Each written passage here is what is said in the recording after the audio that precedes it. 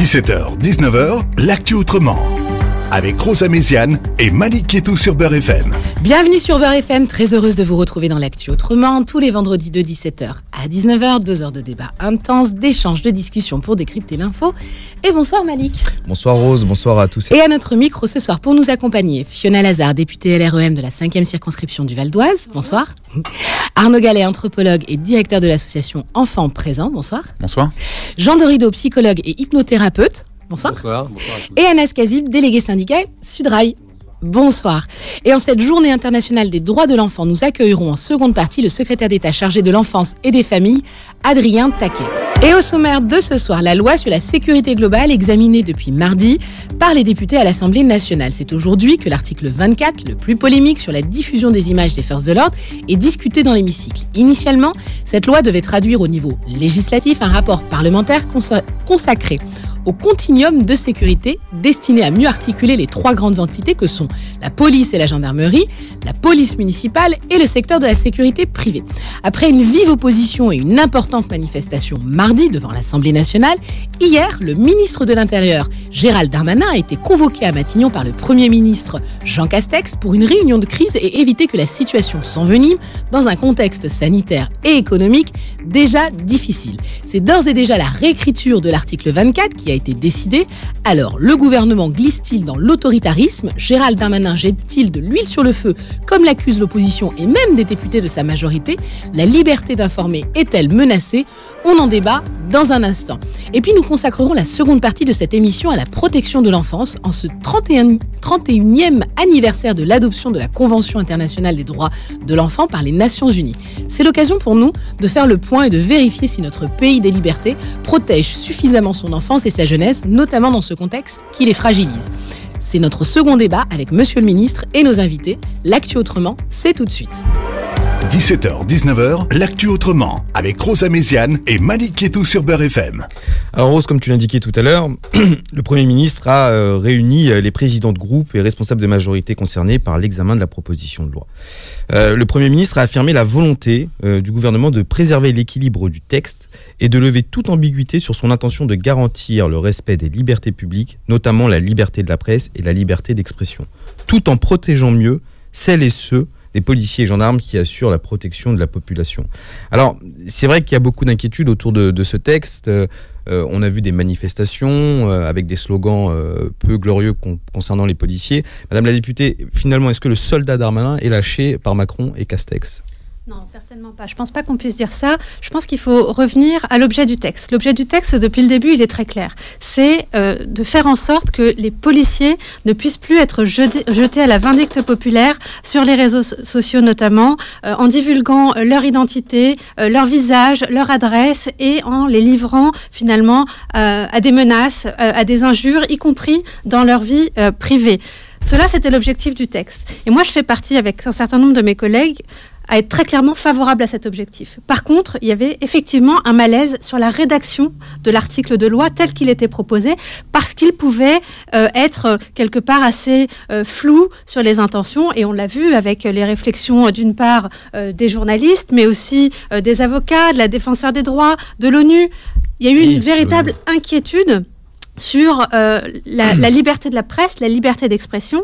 Et donc, on a réussi finalement, en travaillant de concert avec mes collègues, avec Christophe Castaner en particulier, à se dire qu'il fallait qu'on conserve cet objectif, mais qu'on trouve une rédaction qui permette à la fois de protéger ceux qui nous protègent, de protéger les forces de l'ordre, mais aussi de garantir la liberté et le droit d'être informés et laisser les journalistes, et d'ailleurs pas que les journalistes, également les militants, les manifestants, peuvent continuer et pourront demain continuer à filmer des interventions de police tant qu'ils n'incitent pas publiquement, et d'ailleurs pas que publiquement, mais tant qu'ils n'incitent pas à la haine envers les policiers, à des menaces et à des violences. Voilà l'objectif du texte.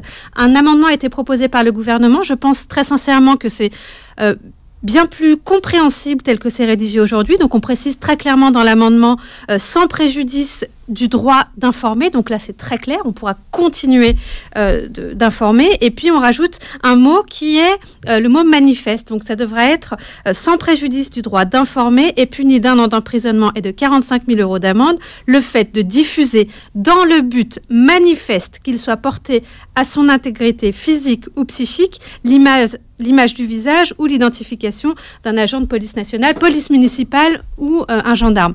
Donc je pense que là, le texte semble assez clair. Alors avec Sacha Houlier notamment, on avait proposé une autre rédaction, donc elle sera mise en débat cet après-midi, qui nous semblait aussi peut-être être un petit peu plus précise encore, plutôt que le fait de diffuser dans le but manifeste de parler directement d'incitation à la commission de violence. Voilà, ce sont les débats qui sont en cours, mais l'objectif, nous le partageons tous et nous n'avons pas lâché Darmanin. Merci Fina. Anas Kazib, c'est une première victoire, cette reculade, ou en tout cas cet amendement? Moi, je sais pas, déjà c'est une sorte de reculade, mais en réalité, c'est la totalité du texte qui est à retirer, à abroger. Déjà, c'était un texte qui était prévu au mois de janvier, qui au final a été ajouté de multiples amendements par le gouvernement pour pouvoir faire patte blanche vis-à-vis des syndicats de police. La réalité, c'est que aller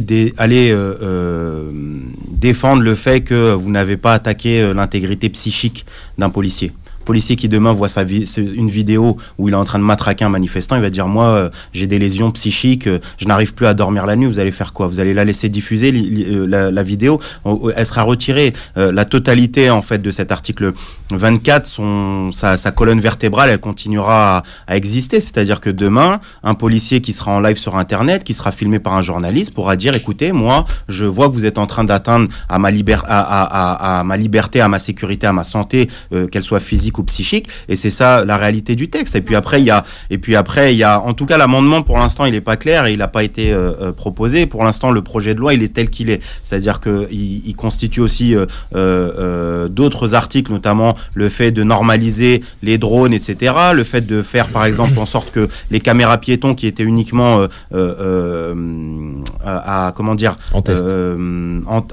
le texte, mais pour pouvoir en fait être visible que par la justice, c'est-à-dire que les caméras piétons en fait c'est pour que le juge puisse se servir de ces caméras piétons-là. Aujourd'hui, les caméras piétons, en fait, dans ce texte-là, la police va pouvoir les consulter, ils vont pouvoir même consulter les vidéosurveillances dans les halls d'immeubles. Enfin, il y a un certain nombre de choses qui... Ça vous choque, ça, que les policiers puissent travailler parce que moi, je comprends un petit peu l'idée, c'est-à-dire, en premier abord, être fonctionnaire de police, exercer un métier aussi difficile qui est le leur, mais être exposé son visage sur les réseaux sociaux quand ça touche des familles. Alors, vous avez dit tout à l'heure, s'il a commis des violences, parce qu'il a commis des violences, la justice doit faire son travail, mais s'il n'a pas commis de violence et que son visage est diffusé sur les réseaux sociaux, vu par des milliers de personnes, est-ce que vous trouvez ça normal? Ça fait des années. Moi, lorsque j'étais enfant, la seule émission qu'il y avait, c'était Le Droit de Savoir, avec Charles Villeneuve sur TF1 une fois par mois. Aujourd'hui, vous allumez la TNT à partir de 20h, c'est un commissariat ambulant de W9, en passant par C8, par TMC, etc., enquête d'action, enquête exclusive, enquête policière, c'est tous les jours. Alors tous les commissariats en fait, ils ont des caméras de la TNT en quotidien pour montrer et diffuser leur visage, montrer les rues par lesquelles ils passent, montrer quand ils rentrent dans leur domicile. Donc à un moment donné, il va falloir prouver par A plus B quel policier qui a été vu en train de matraquer en fait qui que ce soit a été derrière menacé physiquement ou psychiquement. Est-ce que le commandant de Toulon là qu'on avait vu durant le mouvement des Gilets jaunes qui avait asséné de coups de poing un manifestant, est-ce que ce commandant là il a été menacé physiquement ou psychiquement par quelqu'un? Est-ce que les policiers qui ont éborgné Jérôme Rodriguez aujourd'hui, quelqu'un connaît leur visage, quelqu'un est parti les menacer? Enfin, il faut arrêter 5 secondes. Et le ministre de l'Intérieur le sait très bien, il n'a aucun chiffre à donner. Mais le minimum, c'est lorsque, par exemple, que ça soit une loi contre le chômage ou que ça soit une loi pour protéger la santé des policiers, il faut que ça soit sourcé, il faut qu'il y ait des choses factuelles. On ne peut pas inventer, en fait, vous n'avez pas commencé à dire, bah moi j'ai décidé que l'assurance chômage, ça va être tant. Et que lorsqu'on va vous dire, mais il y a combien de chômeurs, il y a combien de personnes qui touchent le chômage, etc., on va vous dire, ouais, mais j'ai pas les chiffres. Mais je sais pas, vous proposez une loi qui vise à protéger la santé et la sécurité des policiers, donnez ces chiffres-là. La réalité, c'est quoi? C'est que moi, ce que je conteste réellement, au-delà même du fond de l'affaire de cette loi, c'est quand même, on est dans une crise sanitaire sans précédent. Et ça, on a tendance à l'oublier. C'est-à-dire qu'il y a plus d'1 million de personnes qui viennent de basculer sous le seuil de pauvreté, 100 000 SDF de plus, 800 000 chômeurs de plus. Et la priorité du gouvernement, ça a été au mois de septembre d'introduire sur la loi dite contre le séparatisme, d'enchaîner sur la loi sécurité globale, et qu'au final, on voit à quel point le macronisme, depuis 3 ans, est un échec total. On nous vendait le nouveau monde contre l'ancien monde. Au final, on voit que le nouveau monde, il a une odeur de naphtaline, si je puis dire. C'est-à-dire qu'il ressemble à l'ancien et le on passe la parole, on fait circuler. Oui, vous répondez à Madame la députée. Avec grand plaisir. Jean Dorido, est-ce que cette nouvelle loi, elle est un peu, effectivement, elle est tout droit sortie de l'ancien monde, mais surtout, est-ce qu'elle empêchera des nouvelles affaires Benalla, par exemple, ou de l'affaire Chouvia, par exemple, qui, de par la vidéo, a suscité une enquête derrière? Alors, affaire Benalla, je n'en sais rien, parce que précisément, Alexandre Benalla n'était pas policier. Non. Ça, il n'est pas concerné. Mais c'est ce qui a créé l'affaire, c'est la vidéo, en fait. C'est la vidéo qui a généré l'affaire. Je crois que ce qu'il est important de rappeler, au vu de cet échange passionnant, là, à l'instant, entre Madame le député et notre invité syndicaliste, c'est que, ça c'est la psychologie qui le rappelle, toute société, toute collectivité humaine a besoin de forces de police pour que les honnêtes gens soient protégés des voyous. Il y a des voyous qui terrorisent la population, des personnes qui vivent du racket, qui vivent du trafic de drogue, de la prostitution. On en parlera sans doute tout à l'heure avec le ministre chargé des droits de l'enfance. Et donc, il est nécessaire d'avoir une police et que cette police puisse faire son travail de façon sereine et paisible. Et c'est vrai qu'il y a en France un état d'esprit qui est un peu compliqué dans le rapport qu'il entretient avec la police quand on s'intéresse aux représentations sociales. C'est de la psychologie sociale, ça. La représentation sociale de la police en France, il y a un rapport un peu d'amour-haine avec la police. On a vu des manifestants très très nombreux dire on aime la police au moment des attentats de Charlie Hebdo en 2015. Et puis on a vu par ailleurs des manifestations très très anti-police. Et donc dans ce contexte-là, il est effectivement, comme le rappelait Madame la députée, nécessaire de protéger les forces de l'ordre qui sont là pour précisément protéger les plus faibles. Car lorsqu'il n'y a plus d'ordre quelque part, ce sont les plus faibles qui trinquent. Les riches sont protégés, ils ont toujours les moyens de se payer des systèmes d'alarme, des milices privées. Ça n'est jamais le problème, les personnes riches. Le problème, c'est les personnes un peu nécessiteuses, les personnes modestes. Il n'y a que la police pour les protéger, ces personnes-là.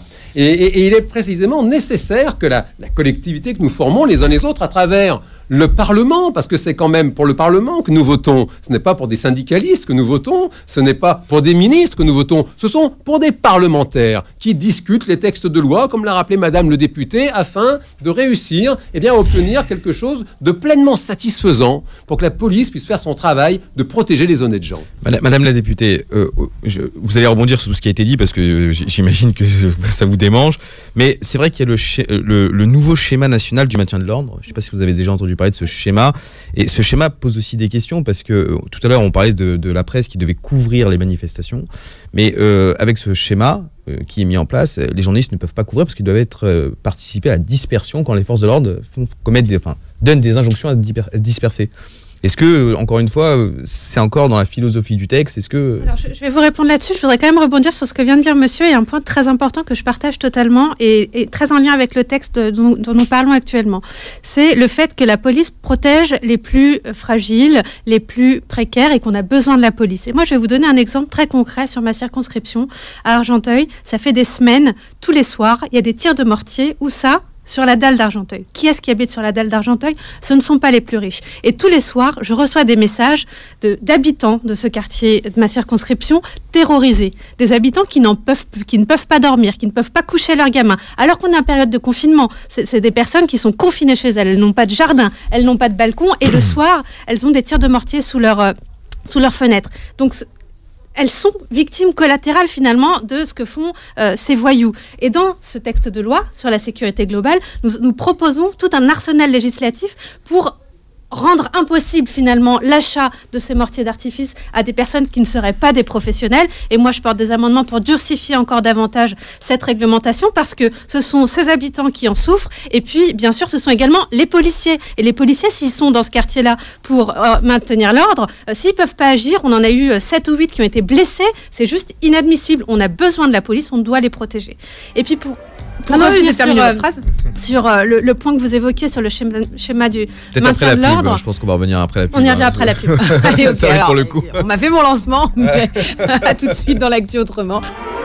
Merci d'être à l'écoute de l'actu autrement. Nos invités au micro de ce soir, Fiona Lazare, députée LREM de la 5e circonscription du Val d'Oise, Arnaud Gallet, anthropologue et directeur de l'association Enfants Présents, Jean Darido, psychologue et hypnothérapeute, et Anas Kazib, délégué syndical Sudrail. On va reprendre avec vous, Fiona Lazare, vous étiez en train de reparler en fait de ce schéma national du maintien de l'ordre. Exactement, national du maintien de l'ordre. Oui, on évoquait la présence des journalistes sur les manifestations.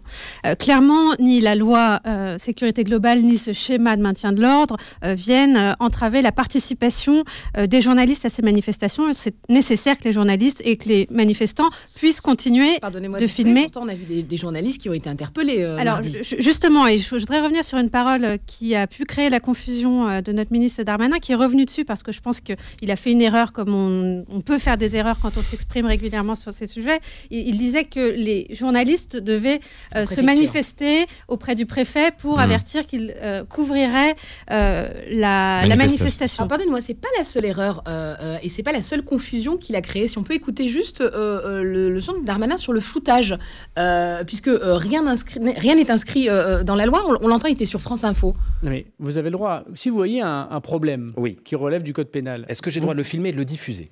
Alors vous aurez le droit de le filmer et de le transmettre au procureur de la République, qui est le seul, à mon avis, à faire ces poursuites. Donc je n'ai plus le droit de le diffuser sur un réseau social. Si vous voulez le diffuser sur Internet, de façon sauvage, pardon de le dire comme ça, vous devrez faire flouter les visages des policiers et des gendarmes.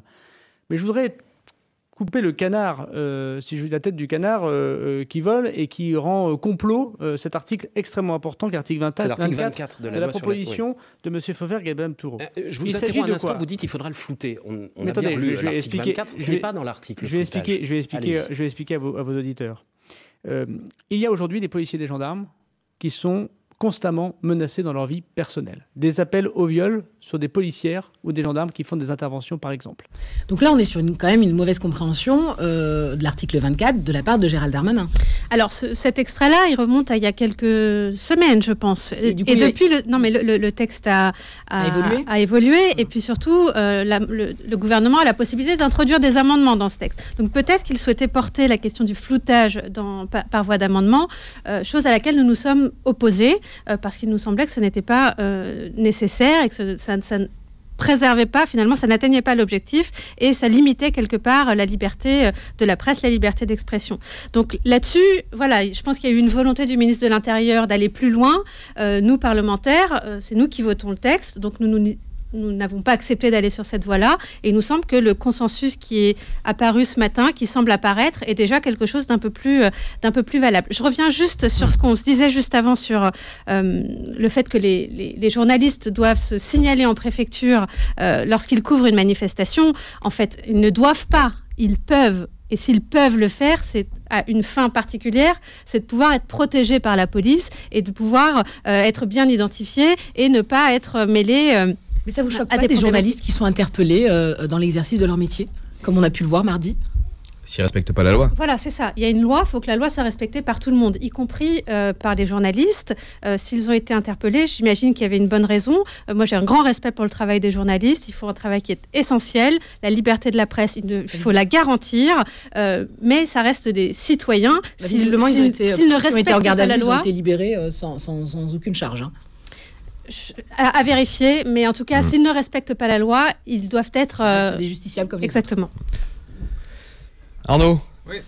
Alors, désolé, mais parce que pardonne-moi, j'étais dans mes pensées sur le schéma national. Non, mais sur la question, plus précisément. Pardonne-moi de te lancer de cette manière, mais c'est parce que j'écoutais attentivement Madame la députée qui m'avait sur. Est-ce que ça, finalement, ça t'inquiète qu'on ne puisse plus, enfin, du moins que le débat tourne autour de pouvoir filmer les fonctionnaires de police dans l'exercice de leur mission, surtout sur du maintien de l'ordre, sachant que on n'a pas évoqué, et je trouve ça très intéressant, et c'est dommage qu'on l'ait pas fait avec le RIO. Ce fameux numéro qui permet d'identifier les policiers, souvent les policiers ne le portent pas. Et il n'y a pas d'obligation, alors d'après ce que j'ai compris, selon les textes, c'est pas dans l'uniforme type.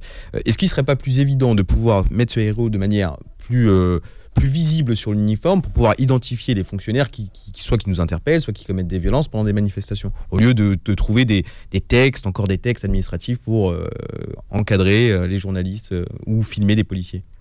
Alors, peut-être en guise de réponse, on va dire que je suis pas spécialiste, c'est pas mon terrain de prédilection. Néanmoins, en sociologie, en anthropologie, etc., il y a eu beaucoup d'écrits qui ont été faits quand même sur ce terrain-là, notamment sur la question des banlieues, ça remonte un peu à la question notamment au niveau des Minguettes, des événements en 81. Moi, ce que je dirais, c'est que au regard de l'ensemble, alors c'est vrai qu'on peut débattre dans le détail de la loi. Après, moi, je rejoins un peu le temps, en fait, la temporalité même de cette loi. Dans un premier temps, en disant bien qu'il y a une crise sanitaire, il y a des chiffres qui ont été rappelés tout à l'heure, pour moi, qui sont importants et qui nous inquiètent tous au niveau du secteur associatif et qui, on va dire, les spécialistes de la sécurité, mais au sens large de la sécurité sociale également, en se disant voilà, il y a vraiment une dimension là qui est sociétale. Est-ce que c'est une priorité aujourd'hui? Pour moi, c'est la première question. Et quand j'entends depuis tout à l'heure, même si je suis pas spécialiste, je me dis finalement, est-ce qu'il n'y a pas déjà des lois qui existent qui nous permettent, évidemment, si elles étaient appliquées, finalement, de protéger tout le monde? Et moi, ce que j'ai peur, c'est que, on en parlera tout à l'heure sûrement au niveau des droits de l'enfant, où on voit qu'il y a des choses, pour moi, il y a des questions d'application de la loi en tant que telle qui doivent être faites.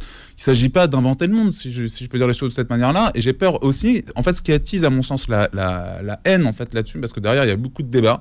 Il y a quelque chose qui est extrêmement, pour moi, sensible. Forcément, c'est de la liberté d'expression, et je pense que c'est important de pouvoir le rappeler par ce biais. C'est pas forcément joliment fait, mais je pense que c'est l'occasion quand même de rappeler que c'est quelque chose qui est important. On a vu quand même dernièrement, c'est quelque chose qui est quand même venu avec la question notamment des attentats, etc., qui est revenu quand même se pointer. C'est là aussi, je me dis, est-ce que c'est le moment judicieux, au moment où il y a eu des attentats, etc., de revenir sur des questions aussi de liberté d'expression, là où on est en plein sur une crise sanitaire inouïe avec finalement qui nous interroge tous, et puis avec moi je le rappelle et je suis entièrement d'accord avec ce que disait Anas, me semble-t-il, sur toute cette question, plus d'1 million de personnes qui sont sous le seuil de pauvreté aujourd'hui en France dû à la crise sanitaire. Moi je pense qu'il y a des questions de priorité et d'application de la loi qui doivent se poser. Je suis pas contre la protection, je pense qu'il faut effectivement des policiers. Il faut peut-être, pour répondre à la question à laquelle j'ai pas répondu, moi ça me semble essentiel qu'il y ait un fonctionnaire de police, comme tout fonctionnaire évidemment, qui porte aussi le RIO, à ma connaissance, pour moi, pour justifier aussi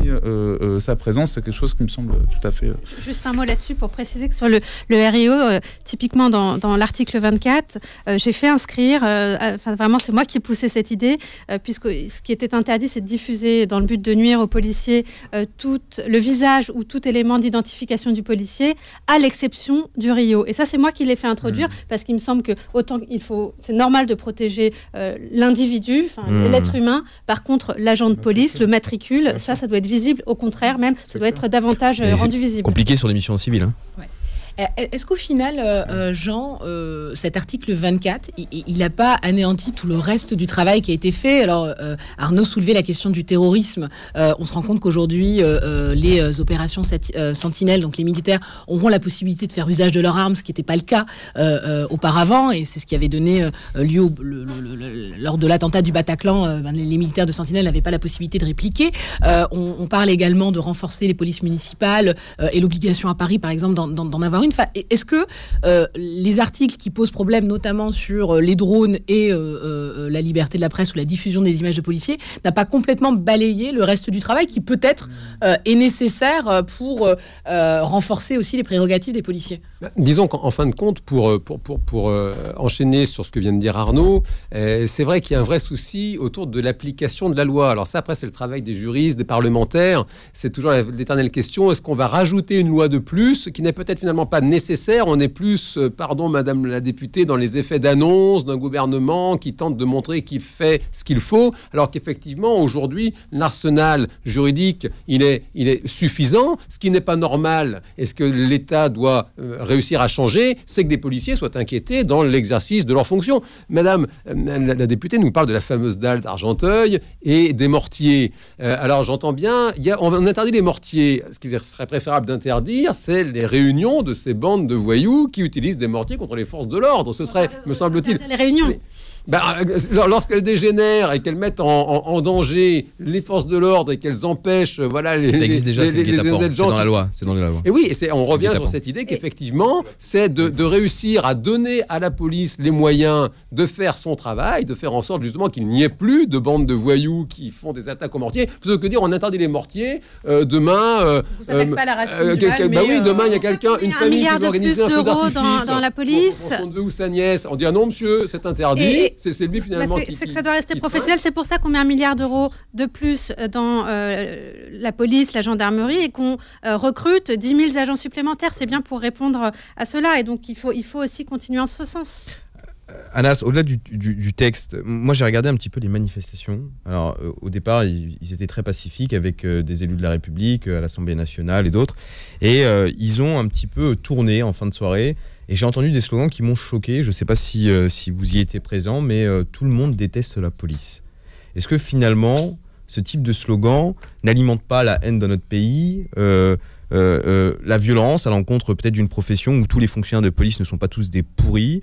Est-ce qu'il ne faut pas un petit peu revenir à la raison pour une société apaisée où on peut dialoguer sur des sujets au Parlement ou même sur des débats sur les médias, mais pas arriver à des mots si violents, tout le monde déteste la police? Vous souscrivez pas à ça de toute manière?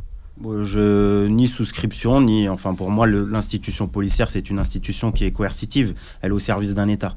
Moi, je suis marxiste et ma lecture, elle est de classe. C'est-à-dire que cet État-là, c'est un État bourgeois dont les institutions et les personnes qui dominent et qui dirigent l'ensemble de ces institutions, qu'elles soient judiciaires, carcérales et autres, sont sous les mains d'une classe qui est une classe dominante. C'est pas le prolétariat. Il y a pas les ouvriers en chemise bleue qui sont en train de penser quelle société on veut pour ce que disait Marx, à savoir les masses laborieuses. Oui. C'est ça la réalité. Je veux juste parce qu'il y a beaucoup de choses au-delà même, et je reviendrai sur la question des manifestations. Enfin, qu'est-ce qui est en train de se passer là? Tout ça n'est que du charabia. Le truc des mortiers sur la dalle d'Argenteuil, ça existait dans les années 80 et ça existera en 2040. Tout ça, ce qui est en train de se passer. Donc on fait rien? Écoutez, ce qui est en train de se passer dans cette période-là, c'est-à-dire qu'on a une crise profonde du pouvoir et de l'hégémonie en fait du pouvoir aujourd'hui, et il y a une crise profonde du macronisme. C'est-à-dire que le macronisme, il s'est fait aussi sur une crise politique, ce qu'on appelle la crise du bipartisme entre le bloc droit et le bloc gauche. Et aujourd'hui, en fait, c'est comme si on essaye de recoller les morceaux qui ont été explosés. Et systématiquement, la colle qui est utilisée, c'est toujours une colle qui a dans la bouche des gouvernants, c'est toujours la concorde nationale, l'unité nationale, les valeurs républicaines. Vous prenez 100 personnes, vous lui demandez c'est quoi la concorde nationale, il n'y a personne qui est capable de vous dire la même chose. Parce qu'eux-mêmes ne savent même pas ce que ça veut dire. Ils utilisent systématiquement les questions sécuritaires, patriotiques, nationalistes, etc. Et pour pouvoir, et souvent avec un Roland islamophobe, réactionnaire et autres en fonction de la personne qui utilise ces termes-là. Mais la réalité, c'est que ce qui est en train de se passer, ça a des visées uniquement électorales et électoralistes. Pourquoi? Parce qu'Emmanuel Macron, la base sociale qui l'a élu en 2017 n'est pas la même base sociale qui va l'élire cette année-là, c'est-à-dire notamment les personnes de gauche, une partie de la gauche et du centre-gauche qui a été tentée par Emmanuel Macron sur les questions de taxes d'habitation et autres, qui se disaient, bon, Macron peut-être, c'est la nouvelle génération, les start-up, etc. Aujourd'hui, dans la totalité des sondages, la totalité des analyses sociologique sur le futur électorat, le macronisme, c'est très bien qu'il va falloir aller chercher. Anas, je termine. Sur ma réponse. Non, oui. sur ma question, parce que sinon, on a l'impression que c'est une histoire de mortier. Et en fait, on se demande. Non, on parle pas de mortier. On parle de sécurité. De sécurité, c'était un exemple. Oui, on n'a pas compris ce que vous proposiez, par contre. Sur ma question, parce que si tu développes sur le marxisme et ta lecture. Non, c'est pas le marxisme. Là, je suis sur l'analyse du macronisme. Vous proposez quoi pour répondre aux questions de sécurité? Pour vous, il y a de la stratégie politique. Non, mais moi, attendez 2 petites secondes. Il faut comprendre que la question de ce qu'on appelle la stratégie des lois régaliennes et autres, c'est pour ça qu'on met un Sarkozy pur jus en tant que ministre de l'Intérieur. C'est pour ça qu'on met un ancien de l'UMP Premier ministre. Enfin, à un moment donné, ce n'est pas anodin. C'est-à-dire qu'il y a une volonté stratégique du gouvernement de pouvoir essayer... Ceux qui sont animés qui trouvent que les lois pour les entreprises et autres du macronisme leur vont bien. Il y a beaucoup de gens de droite qui trouvent que Macron c'est génial, mais qui disent sur les valeurs républicaines, sur l'État, les questions de famille et autres. Okay. Au-delà de la stratégie politique, Anas, concrètement. Sur ma question. Tout n'est que stratégie politique. Moi, je pense très sincèrement. Donc il n'y a pas de problème de sécurité dans notre pays. Je pense que les problèmes de sécurité, ils sont du ressort et notamment de la responsabilité de l'État. C'est pour ça que l'État prend des lois et qu'il essaye de les faire appliquer. Oui, mais la preuve étant que la totalité de l'arsenal juridique ne fonctionne pas. C'est qu'à un moment donné, madame, lorsqu'on fait une ordonnance Covid au mois de mai qui permet aux entreprises, c'est-à-dire un effet d'aubaine, je vous donne un exemple. Mais parlez de la sécurité, on est sur la sécurité. Oui, mais parlez de ce que vous voulez, comme je parle de ce que je veux. Si on essaie de rester sur le sujet. Les 1 million de pauvres m'intéressent plus que les 1 million de pauvres m'intéressent plus que la psychologie d'un policier, c'est-à-dire que vous faites quand même une loi sécurité globale qui est assez incroyable, c'est-à-dire que vous vous préoccupez de la psychologie et de la santé, de la sécurité des policiers plutôt que de ceux qui sont violentés, parce qu'on parle de violence policière, on parle pas d'image. Je pense que le policier lambda, tout à l'heure je l'ai démontré, quand il passe sur W9 ou Enquête exclusive pour montrer à quel point il est sur le terrain. Il y a 8 policiers sur ma circonscription qui ont été blessés la semaine dernière. 8. Quel rapport Attendez, quel rapport vous osez dire quel rapport? On est en plein dans le sujet. Mais on vous a interrompu une seule seconde. Excusez-moi, je vous laisse. Mais restez sur le sujet. Je vous ai interrompu à aucun moment. Si vous pouvez laisser développer. Vous avez développé. Non, t'as développé. Oui, non, mais t'as beaucoup développé. Oui, non, mais parce que je pense que c'est chronométré. Oui, mais parce que je pense que le problème, il est pas celui de tout le monde déteste la police. Je pense qu'il faut voir cette loi-là, ce qu'elle vient faire, et que notamment le gouvernement sait très bien que s'il a pris un mouvement d'ampleur comme a été celui du mouvement des Gilets jaunes, avec un retour en fait d'images qu'on n'avait pas vues. Les gens, faut se rappeler, les Gilets jaunes, c'est la France périurbaine. C'était celles et ceux qui en fait se préoccupaient de remplir leur fuel, etc. et qui en fait n'avaient rien à voir avec la police et qui au final se sont retrouvés pour beaucoup soit éborgnés, soit autre chose. Et on sait, et c'est pour ça que j'ai dit tout à l'heure, et je conclue avant la pub, lorsqu'on a 1 million de pauvres, en plus on sait très bien que ces gens-là ils vont pas rester dans le silence très longtemps et qu'ils vont sortir demain matin, et vous le savez très bien. Ok, j'ai juste un mot pour vous dire pub, à tout de suite. L'actu autrement avec Rosa Méziane et Malik Ketou sur Beurre FM. Merci d'être à l'écoute de l'actu autrement. C'est aussi animé hors antenne qu'à l'antenne. Alors bon, on va peut-être revenir sur le sujet. Alors on a compris, Anas, qu'il y avait effectivement une stratégie politique, mais tu nous disais hors antenne qu'il n'y avait pas de problème de sécurité. Alors moi, ça m'interroge parce que quand même, il y a une réalité des chiffres sur la question de sécurité. Alors, j'ai pas envie de tomber dans un vieux débat. Est-ce que ça augmente, est-ce que ça diminue? Mais il y a tout de même des personnes qui subissent quotidiennement la question de la délinquance.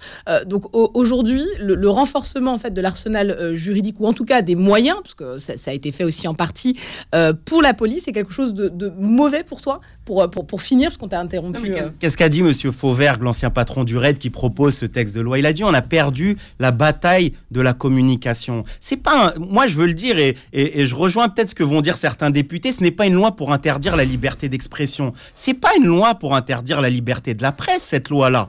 Parce que BFM et CNews n'en ont que faire. Des violences policières, ils les ont jamais montrées. Qui montre les violences policières? Ce sont les journalistes comme Taha Bouafs. Il était même pas journaliste. C'est lui qui a filmé Benalla. Vous imaginez, avec ce texte de loi, Benalla, jamais on va pouvoir le savoir. Parce que quand Taha Bouafs le filme, il ne sait pas qui il est. C'est une journaliste du Monde, 2 mois après, qui dit, mais lui, ce visage-là, je le connais. C'est un des membres de l'Élysée, de la garde rapprochée de Emmanuel Macron. Donc ça veut dire que si Benalla, à ce moment-là, il voyait sa vidéo et il disait, oh là là, attention, moi, je suis atteint dans ma sécurité, ma santé psychique. On le floute. La journaliste du Monde, jamais de la vie, elle peut identifier cette personne-là. Et il faut savoir que, par exemple, toutes les enquêtes de l'IGPN qui ont été lancées durant le mouvement des Gilets jaunes, plus de 200. La directrice de l'IGPN a dit, il y a plus de 200 enquêtes. Eh ben, dites-moi, il y a combien d'enquêtes qui ont abouti à quoi que ce soit aujourd'hui?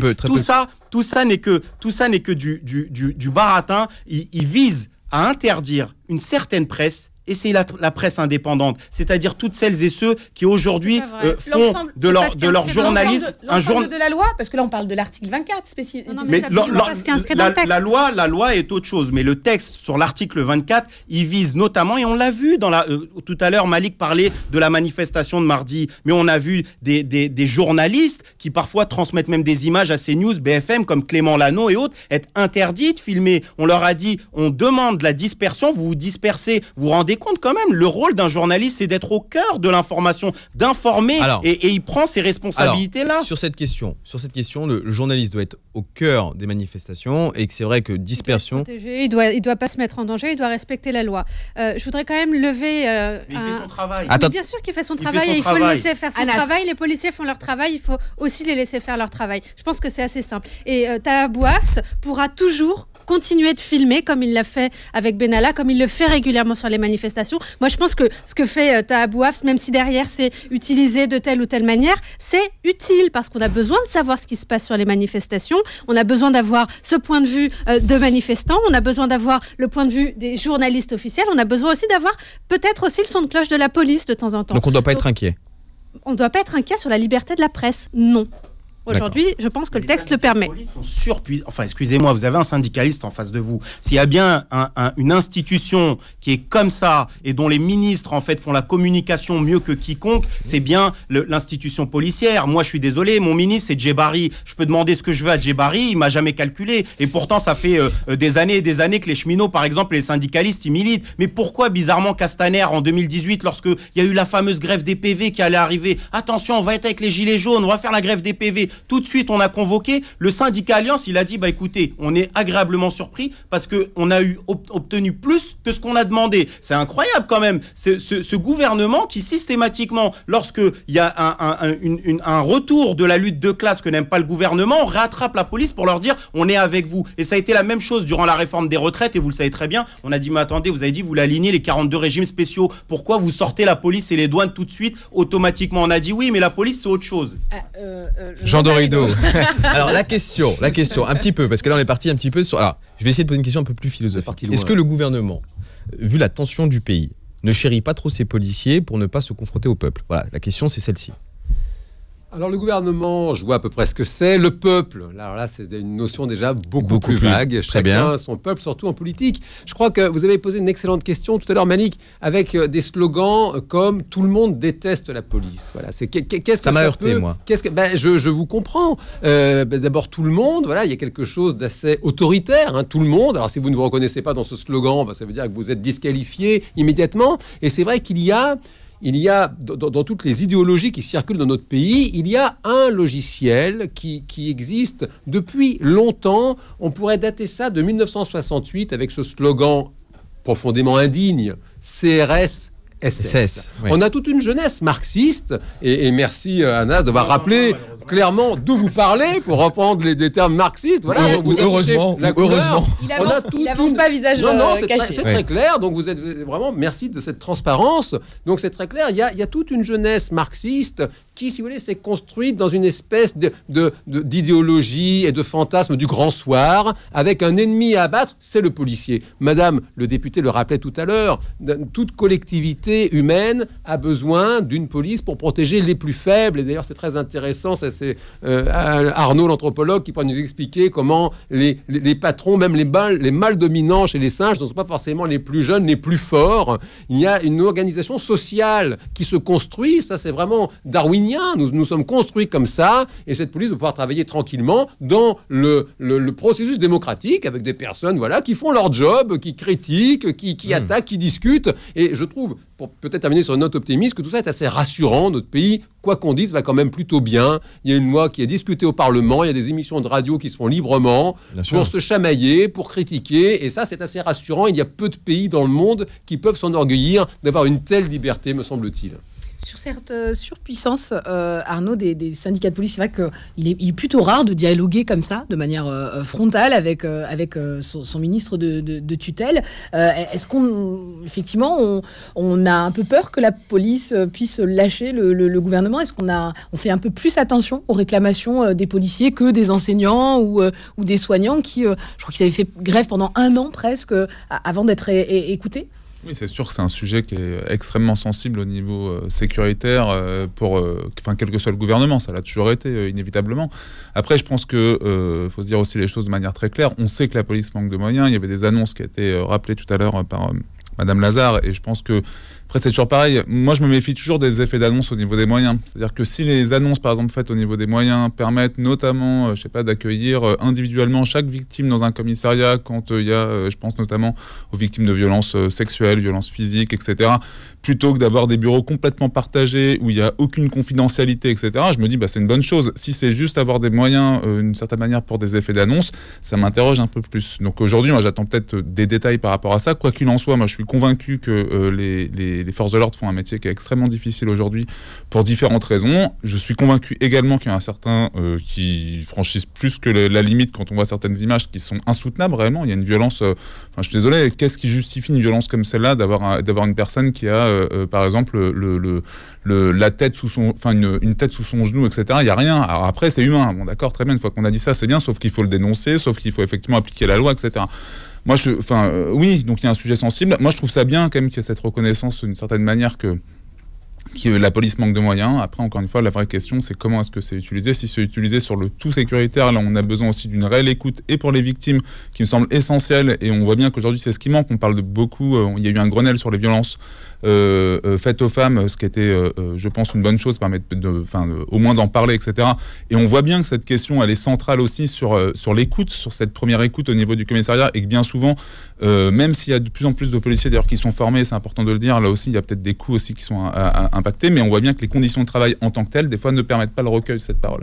Et je pense que c'est peut-être aussi toute cette réflexion sociétale qui est à se poser au regard justement d'une idéologie politique, et peut-être que les effets d'annonce, c'est là que je reviens moi sur la temporalité, les effets d'annonce en pleine crise sanitaire, au moment où en plus il y a des choses qui sont complètement imbriquées, les attentats, les machins, ça va mal, crise économique, des personnes soucieuses de pauvreté, des violences. Le Parlement doit tourner, on doit continuer à faire des lois. Le pays ne peut pas s'arrêter parce qu'il y a une crise sanitaire. Sauf que Malik, sauf que clairement, il y a cette dimension de l'urgence en fait qui est amenée aujourd'hui, et la dimension d'urgence, c'est aussi celle et de la violence et de l'urgence sociale, mais que moi je donne violence sans problème.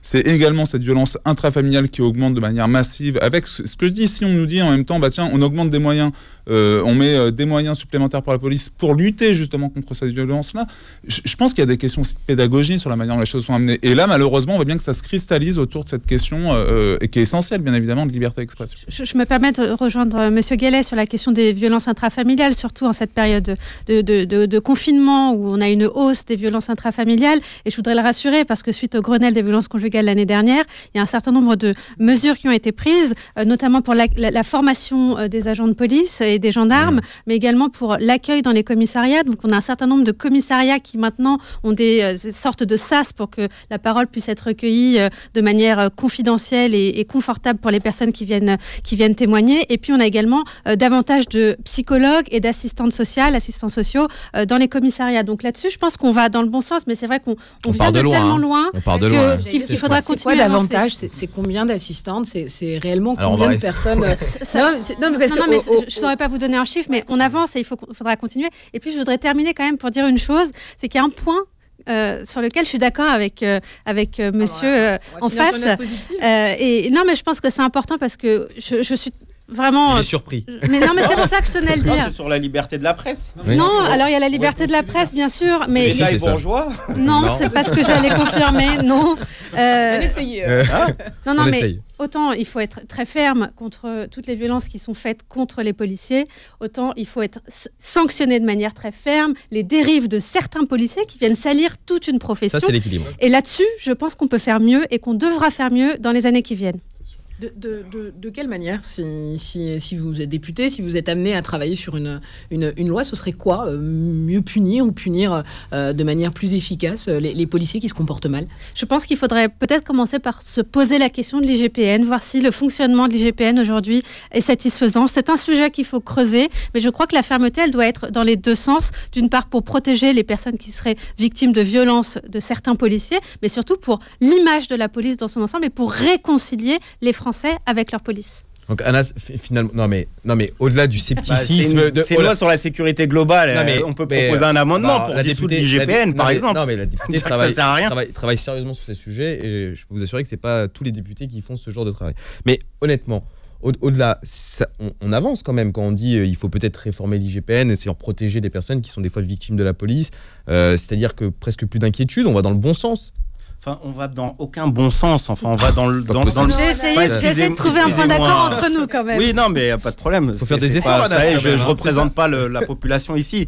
Mais tu représentes une partie de la population. Il faut comprendre qu'on est dans une période qui est ce qu'on appelle un état d'exception, l'état d'urgence permanent. C'est-à-dire déjà aujourd'hui, le Conseil des ministres n'existe plus. C'est un conseil de défense en fait, qui fait ce qu'il veut. C'est-à-dire que de temps en temps, on a l'impression que Nicolas Hulot et Laura Flessel, c'était en 1960. plaintes qui sont parties, mais c'est très récent. Hein. Et en fait, on disait, mais c'est quoi le banc de touche du macronisme, en fait? Parce que déjà, les meilleurs, il les a déjà perdus. Donc, comment, en fait, il va récupérer? Donc, maintenant, il a trouvé une solution, c'est-à-dire, plutôt que de jouer à 11, il joue à 5. C'est-à-dire, on fait un conseil des dépenses. Il change les règles. Voilà, il change les règles. Et puis, maintenant, on décide. Et puis, celui qui est pas content, on fait passer par les choses. C'est quand même assez incroyable. C'est quand même une période incroyable. On est dans une crise sanitaire sans précédent. On nous a expliqué, Olivier Véran, il avait fait un tweet, il disait, je regarde par ma fenêtre les personnes qui mettent le masque, je ne comprends pas pourquoi ils mettent le masque, ça ne sert à rien du tout. Et puis au final, 6 mois après, lorsqu'il y a eu des masques finalement, il a commencé à dire que si vous mettez pas le masque, c'est 135 € et 3 fois c'est de la prison. Il a suivi les avis de l'OMS. Oui, il a pas suivi les avis de l'OMS parce que les sur la sécurité. Oui. Vraiment pour conclure. Vraiment hors sujet, je te jure que je vais revoir tes copies d'école. Ah non, je suis pas sûr que tu respectais le sujet en classe. On ne peut plus. Moi, je conteste l'idée même qu'il y a une question de sécurité. Tout ce qui est en train de se passer est Darmanin. Pourquoi on parle de l'article 24 ? La loi, au début, elle s'appelait le continuum de la sécurité vers la sécurité globale. C'était prévu pour la mi-janvier. C'est Darmanin qui, sous la pression des syndicats de police... Il n'y avait pas Darmanin encore. Mais non, c'est la mi-janvier de cette année-là, d'accord, de 2021. Pas la mi-janvier, enfin, si vous savez même pas quand est-ce qui était prévu. Mais non, mais il est inscrit maintenant, elle n'en est pas maintenant. Oui, c'est ça le sujet. Mais c'est avancer parce que les questions sont rapides. La loi sécurité globale, c'était prévu mi-janvier 2021. Monsieur Darmanin, sous la pression des organisations syndicales de police, et moi je le dis en tant que syndicaliste, mais le syndicalisme doit sortir, on doit faire sortir la police de nos syndicats, parce que le syndicalisme, je dis, il a été conçu et créé dans la chaleur des usines, en fait, par les exploités, les opprimés, en fait, pour essayer d'obtenir des droits, pour dénoncer. Après, le sujet, c'est les enfants, etc. Il faut savoir que les gamins, ils travaillaient jusqu'à l'âge de 8 ans dans les usines. C'est ça le syndicalisme, c'est celui qui est ouvrier, pas celui qui défend la clé d'étranglement. Allez. Eh bien, on aura au moins entendu les avis de part et d'autre. On va changer de sujet pour parler de la protection de l'enfance tout de suite après une page de pub. Merci d'être à l'écoute de l'Actu Autrement. Nos invités au micro de ce soir, Fiona Lazard, députée LREM de la 5e circonscription du Val d'Oise. Bonsoir Fiona. Bonsoir. Arnaud Gallet, anthropologue et directeur de l'association Enfants Présents. Bonsoir. Bonsoir. Et Jean Dorido, psychologue et hypnothérapeute. Bonsoir. Bonsoir. Et on accueille chaleureusement Adrien Taquet, le secrétaire d'État à l'enfance et aux familles, si je ne dis pas de bêtises. Bon, très bien. Bonsoir. On change complètement de sujet puisqu'aujourd'hui nous sommes la 31e journée internationale des droits de l'enfant, c'est le 31e anniversaire. Je crois que tu voulais nous en dire 2 mots. Alors, Malik. Monsieur le ministre, j'aimerais évoquer avec vous votre plan des 1000 premiers jours.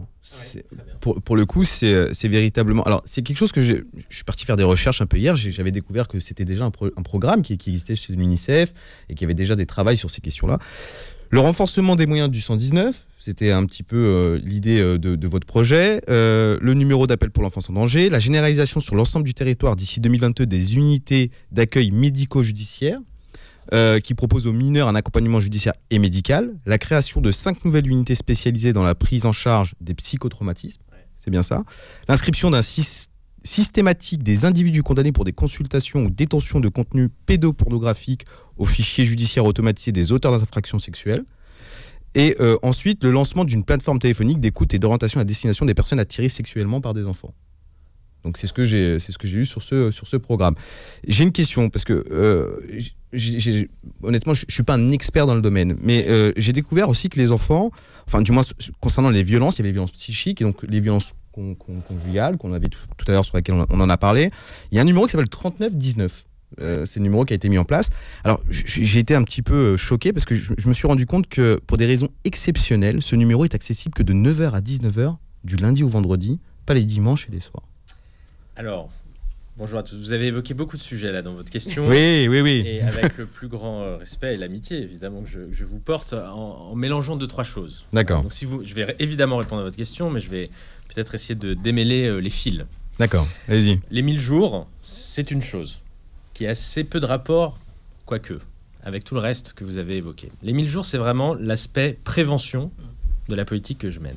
Les 1000 jours, c'est se dire que durant les 1000 premiers jours de la vie de l'enfant, qui commence au 4e mois de la grossesse en réalité, c'est-à-dire avant même la naissance de l'enfant, jusqu'aux 2 ans de l'enfant, c'est une période, on le sait depuis le milieu des années 80, l'Organisation mondiale de la santé en a consacré le principe en 2005, et oui, l'UNICEF, vous avez raison, en parle aussi. C'est une période de la vie où il se passe beaucoup de choses. d'un point de vue développemental pour l'enfant. C'est là où se creusent des inégalités en santé, où se creusent des inégalités développementales, cognitives, et aussi des inégalités sociales. Et donc, l'ambition de ce gouvernement est d'investir massivement, ou en tout cas bien plus qu'auparavant, sur cette période de la vie, sur la toute petite enfance. Et avec cette idée que moi je défends depuis 2 ans, qu'il faut systématiquement mêler prévention et protection. Et que dans un monde idéal, si on menait une politique de prévention bien plus importante qu'aujourd'hui et efficace, nous n'aurions pas à en arriver à devoir essayer de protéger les enfants et parfois les séparer de leurs parents et parfois les mettre à l'aide sociale à l'enfance. C'est un peu schématique ce que je vous raconte et c'est un monde idéal vers lequel nous devons tendre, mais malheureusement nous en sommes évidemment loin. Donc vraiment les 1000 jours, voilà, c'est investissement sur la toute petite enfance. Et puis, premier pilier de mon action. Deuxième pilier, c'est la lutte contre les violences. Et tout ce que vous évoquez, c'est vraiment la lutte contre les violences faites aux enfants. J'ai présenté l'année dernière, puisque c'était le 30e anniversaire de la Convention internationale des droits de l'enfant, le 20 novembre dernier, de l'année dernière, donc, j'ai présenté un plan de lutte contre les violences faites aux enfants avec 22 mesures, dont un certain nombre des mesures que vous avez évoquées, dont un certain nombre sont déjà effectives, dont je suis, s'agissant d'une, assez fier, qui est effectivement le fait d'avoir durci les peines pour consultation de sites pédocriminels. Donc on parle de sites internet, que les choses soient très claires, avec des enfants nus ou des enfants qui sont en train de se faire violer. On parle de ça. C'est dans notre pays, notre pays se classe au 2e rang mondial pour les consultations de sites pédopornographiques ou le stockage d'images de sites pornographiques. C'est 150 000 connexions par an sur ce type, ou tentatives de connexion par an sur ce type de site. Bon, nous avons durci les peines de 2 à 5 ans, et ça a eu pour effet, et c'est ça que je recherchais, à ce qu'il y ait une inscription automatique de ces auteurs au fichier des agresseurs sexuels, qui est le fichier que tous les établissements doivent, et on améliore l'efficacité, consulter quand ils veulent embaucher quelqu'un parce qu'il va travailler au contact des enfants. Bon, c'est une des mesures. Il y en a d'autres que vous avez énumérées. On reviendra sur les autres si vous le souhaitez. Sur votre question précise sur le 39-19. Alors là, on est un peu au croisement de 2 politiques que l'on mène conjointement hier avec Marlène Schiappa, désormais avec Elisabeth Moreno, donc les ex et actuels secrétaires d'État à l'égalité entre les femmes et les hommes, autour de la question des violences conjugales. En réalité, le 39-19, c'est le numéro pour les violences conjugales. Bon. On travaille ensemble, et pourquoi je le précise, et pourquoi vous faites là aussi une petite confusion, mais en fait qui est très pertinente en l'espèce, puisque les violences conjugales, pendant très longtemps, les enfants étaient totalement invisibilisés des violences conjugales. On n'en parlait pas. Voilà. Puis on a considéré qu'ils étaient témoins. Et enfin, depuis le Grenelle de l'année dernière, et même un peu avant, pour être totalement honnête, sous Laurence Rossignol, le précédent gouvernement, on a enfin considéré les enfants comme des victimes. Parce qu'effectivement, 8 femmes sur 10 victimes de violences conjugales sont des mères. Et donc, il y a des enfants qui sont là, et il y a une proportion, il y a des féminicides, il y a une proportion très conséquente d'enfants qui meurent également à cette occasion. Et donc, pour la première fois, au moment du Grenelle, on a vraiment travaillé main dans la main avec Marlène Schiappa et puis d'autres ministres pour que... Et il y a un certain nombre de mesures qui sont sorties du Grenelle des violences conjugales qui concernent les enfants, concernant l'autorité parentale, concernant la prise en charge des enfants quand sa mère a été violentée ou tuée, avec notamment l'extension d'un protocole féminicide qui a été développé en Seine-Saint-Denis par Ernestine Renet. Bon, voilà un certain nombre de mesures qui concernent les enfants. Le 39-19, vous avez raison. Donc c'est violences conjugales. Pour les enfants en danger, c'est le 119. Oui, c'est le 119. 119, alors on va en faire un peu de pub. Alors lui, il est disponible 24, 7 jours sur 7. Il est gratuit et il est anonyme. C'est ça qu'il faut bien dire aux enfants. Il n'apparaît pas sur les factures. Ça n'apparaît pas sur les factures. Exactement. On a développé, pendant le confinement, le premier confinement, parce qu'il fallait un peu en urgence un formulaire en ligne pour que les gamins puissent remplir un formulaire. Et on est en train de bosser sur un chat, parce qu'on sait que c'est aussi comme ça que les jeunes s'expriment. Voilà. Et donc s'il y a des auditeurs qui vous appellent, vraiment, il y a des professionnels qui vont vous écouter. N'hésitez pas à appeler le 119. Disponible 24, c'est pas le cas du 39-19. Vous avez raison. C'est un manque. Enfin, je pense que c'est le sens de votre question. C'était exactement, oui. Ouais, mais bien sûr, et vous avez raison. Et c'est la raison pour laquelle, alors, je crois qu'il y a une petite polémique. C'est peut-être pas à moi qui suis mieux placé pour en parler. Il faudrait demander ça à Elisabeth Moreno. Oui, parce que voilà, il y a un appel d'offres qui est mené, je crois, sur le 39-19, justement pour élargir les amplitudes horaires et pour répondre à votre interrogation, qui est qu'il faut que ce soit disponible sur des plages horaires bien plus importantes, et que donc la loi fait qu'il faut en passer, c'est de l'argent public, etc. Enfin, il faut en passer par un appel d'offres public. Voilà, mais je crois, je ne veux pas parler, parce qu'une fois encore, c'est pas de mon domaine, c'est plutôt chez Elisabeth, mais je crois qu'il n'y a pas du tout de remise en cause, alors, ni du service, ni de la compétence des gens qui sont derrière, etc. Voilà. Mais l'ambition est bien, en tout cas, d'élargir les plages horaires, parce que vous avez raison sur votre constat. Je voulais que vous complétiez un tout petit peu vos propos, parce qu'on le voit là, avant de repartir sur les 1000 jours, parce que je pense que c'est effectivement assez innovant, notamment sur la question de l'aide à la parentalité. Je pense qu'on aura la possibilité d'en parler sur le reste de cette émission.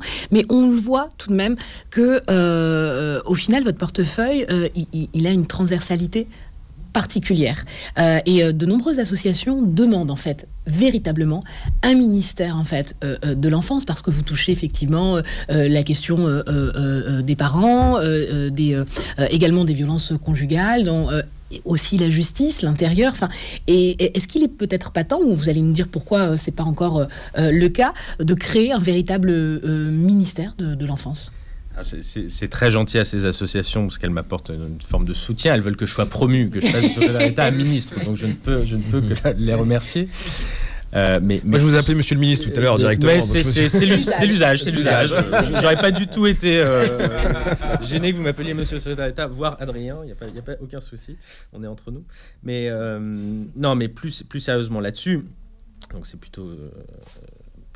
C'est une marque de soutien, mais aussi, c'est ce que je fais tous les jours, déjà, en réalité, depuis 2 ans. C'est-à-dire que oui, effectivement, c'est absolument transversal, et donc forcément interministériel. Et je passe mes journées à faire de l'interministériel, comme on dit. Et tout comme Sophie Cluzel sur le handicap, tout comme Elisabeth Moreno sur les violences faites aux femmes. Et alors effectivement, elles deux sont rattachées au Premier ministre. Et c'est une des demandes, je crois aussi, que je sois rattaché au ministre. C'est que votre secrétariat n'est pas rattaché oui, alors au ministère de la Santé. On peut poser la question. Des solidarités et de la santé, exactement. Voilà, ce qui n'est pas neutre. Non, mais c'est des sujets intéressants. Je ne sais pas si ça intéresse trop vos auditeurs, mais vous savez, quand vous êtes au moins au ministère des Solidarités et de la Santé, il y a des administrations sous vous. Voilà, sur lesquelles vous avez autorité directe, notamment sur la question de la santé des enfants, qui est défaillante, notamment s'agissant des enfants de l'aide sociale à l'enfance, ou encore de la prise en charge en santé et prise en charge psy des enfants victimes de violences. Et là, j'ai les administrations qui sont mon autorité directe, direction générale de l'offre de soins, direction de la santé, générale de la santé avec Jérôme Salomon, que tout le monde commence à connaître, la direction générale de la cohésion sociale. Bref, quand vous êtes à Matignon, alors oui, vous êtes sous le Premier ministre, mais en fait, le lien avec les administrations qui bossent, parce que le ministre il bosse, son cabinet il bosse, mais enfin, c'est les administrations qui sont derrière qui bossent aussi. Vous avez un lien qui est beaucoup plus distendu. Et donc, c'est pas forcément plus efficace. Voilà. Donc, bon, tout ça se discute, etc. Mais très sincèrement, et on a eu des réflexions lors de ma première nomination, il avait même été question, je m'occupais de protection de l'enfance à l'époque, que je suis rattaché au ministère de la Justice. Parce que le système de protection de l'enfance, c'est aussi beaucoup la justice. Sur le volet pénal, avec le PJJ, mais même sur l'ASE, 80% des mesures de placement, même si le système n'avait pas été pensé comme ça au départ, c'était administratif, mais c'est judiciaire. Bon. Voilà, bon, alors, je remercie les associations, elles me poussent, et c'est sympa, et puis voilà, j'essaie de faire ce que je peux, avoir plus de poids que je n'en ai, parce que j'ai compris que j'en avais pas assez. Non. Mais tout ça pour vous dire que oui, ce matin, j'ai réuni le comité de suivi de ce plan que j'évoquais tout à l'heure, de lutte contre les violences. Bon, autour de la table, au-delà de toutes les associations que je salue et que je remercie une fois encore pour leur engagement et leur présence, il y avait la Direction générale de l'offre de soins, le ministère de la Santé, il y avait l'Éducation nationale qui était là avec la DGESCO, il y avait le ministre des Sports, direction du ministère des Sports, il y avait la Justice, il y avait l'Intérieur, bref, il y avait toutes les administrations. Et ça effectivement ne peut être comme ça. Et là où je peux vous rejoindre ou les rejoindre, moi je suis très préoccupé par la suite, par l'après. Par après moi, quoi. Enfin, moi, c'est pas moi, ma petite personne. On s'en fout.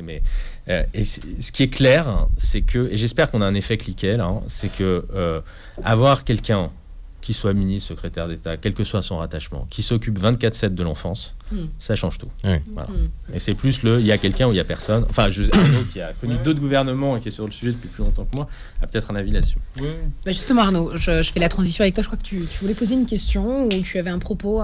Oui, je vais même peut-être revenir sur la question, si tu me permets, sur la question du ministère. Je pense que c'est aussi dans la symbolique, en fin de compte. Après, je te rejoins qu'il y a bien une dimension, finalement, je dirais de proximité qui peut être intéressante. Après, il y a une vraie symbolique et de transversalité, en fait, qui peut être posée. Après, c'est des choses qui se discutent. Moi, je veux peut-être revenir même sur l'origine un peu de notre rencontre, parce que je trouve que c'est intéressant, parce qu'on a fait connaissance première fois. Et pour moi, c'est essentiel. C'est pour ça, là où c'est compliqué, on sait bien que la place de n'importe quel gouvernement, évidemment, si vous me permettez l'expression, c'est de se faire tacler un peu. Donc forcément, il y a un peu de ça. Mais moi, je pense qu'au contraire, je pense qu'il faut aussi, au bout d'un moment, valoriser certaines choses qui ont été faites. On a fait connaissance avec Adrien Taquet.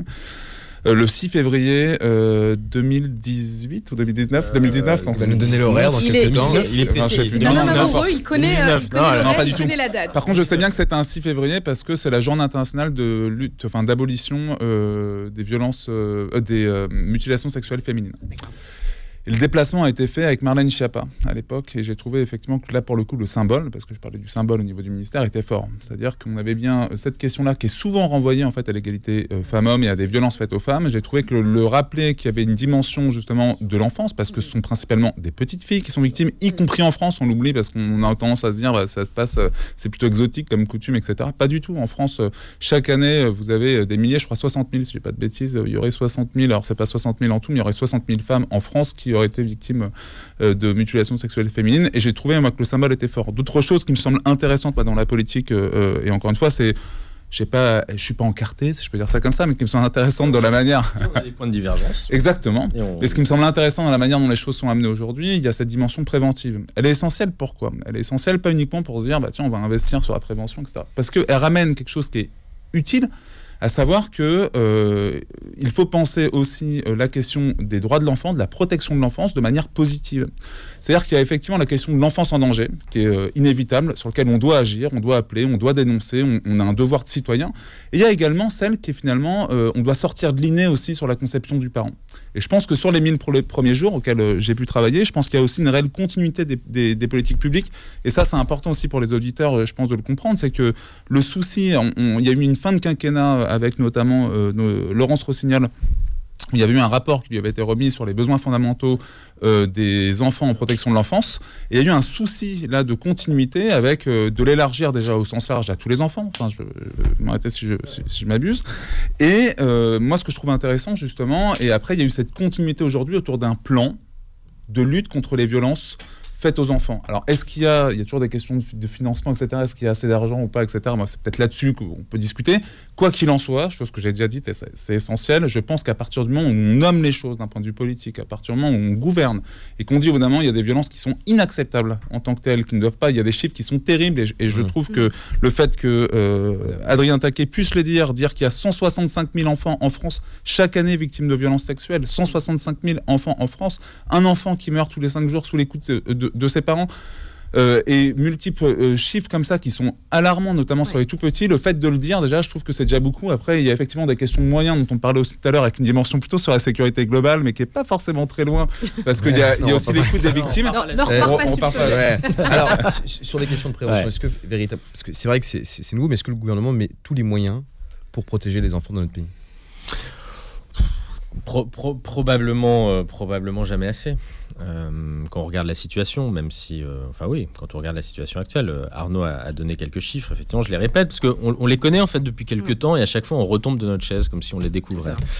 Mais effectivement, c'est 165 000 effectivement, enfants estimés victimes de violences sexuelles, mais c'est 25 000 plaintes, donc là c'est du sonnant et trébuchant, hein. 25 000 enfants qui déposent plainte parce qu'ils ont été victimes de violences sexuelles chaque année. C'est effectivement un enfant qui meurt même tous les 4 jours sous les coups de ses parents. Un enfant tous les 4 jours qui meurt sous les coups de ses parents. Vous avez 700 000 enfants dans notre pays qui sont victimes de harcèlement scolaire. C'est phénoménal. Là, je lisais récemment sur les tentatives de suicide d'adolescents, 50% des tentatives de suicide par adolescents sont liées à du harcèlement, à des formes de harcèlement. On peut originer le harcèlement. Et vous avez le dernier des tabous, qui est l'inceste, parce que je rappelle par ailleurs que 80% des violences faites aux enfants ont lieu dans un cercle familial. Donc oui, il y a le sport, il y a les institutions, il y a les propres institutions des pouvoirs publics, de l'État, handicap, ASE parfois, et donc là il faut que nous on fasse le ménage. Et 80% des violences ont lieu dans un cercle intrafamilial. Et sur l'inceste, vous avez une association qui s'appelle Face à l'inceste, qui milite sur ce sujet-là, et qui a fait un sondage hier et qui montre que vous avez 10% des Français qui déclarent avoir été victimes d'inceste. 10% des Français, hein, ça fait 6 millions de personnes. C'est assez cohérent avec la seule étude épidémiologique qui existe, un peu sérieuse aux États-Unis, où c'est les mêmes, c'est entre 6 et 10%. Et vous avez dans ce même sondage, c'est un sondage, hein, bon, mais c'est quand même des repères, des signaux dont il faut tenir compte. Vous avez un tiers des Français qui disent connaître quelqu'un qui a été victime d'inceste. Voilà. On revient dans un instant pour parler des questions des droits de l'enfant et notamment sur ces chiffres qui nous alertent tous. À tout de suite. Pub. Merci d'être à l'écoute de l'actu autrement. Ce soir, nous invitons au micro Fiona Lazare, députée LREM de la 5e circonscription du Val d'Oise, Arnaud Gallet, anthropologue et directeur de l'association Enfants Présent, Jean Dorido, psychologue et hypnothérapeute, et notre ministre de l'Enfance et des Familles, Adrien Taquet. Bonsoir. Alors, on était sur la question en fait des violences sexuelles et je crois que tu avais une question, Malik. Oui, alors, Madame la députée, on se rend compte quand même que le gouvernement prend véritablement le sujet à bras-le-cœur. Et pour le coup, est-ce que pour que ça devienne un sujet de société, est-ce qu'il ne faut pas que les députés aussi s'engagent sur ces questions-là ? Là-dessus, je pense qu'on ne peut pas dire que les députés ne soient pas engagés. On y travaille depuis 3 ans, on y travaille d'arrache-pied en concertation avec le ministre, bien sûr, mais aussi avec les associations que l'on reçoit et avec lesquelles on échange régulièrement. On a proposé une résolution sur le sujet l'année dernière. Et puis, vous savez, sur le Grenelle des violences conjugales, on en parlait tout à l'heure, par exemple.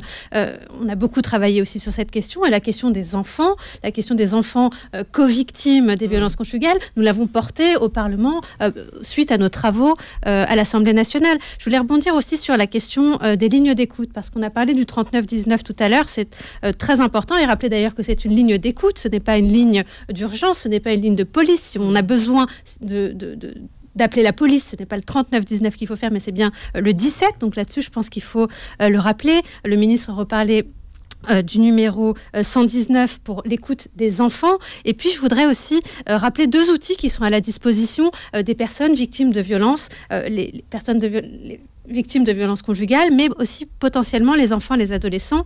Ce sont d'une part le 114 qui permet d'alerter les forces de l'ordre par SMS lorsque vous êtes victime et que vous voulez faire un signalement, et également une plateforme internet qui a été développée qui s'appelle arrêtonslesviolences.gouv.fr, qui permet de se mettre en relation sur internet avec un professionnel, un policier ou un gendarme spécialement formé pour recueillir cette parole, pour dénoncer la situation qui est vécue et être accompagné par les forces de l'ordre.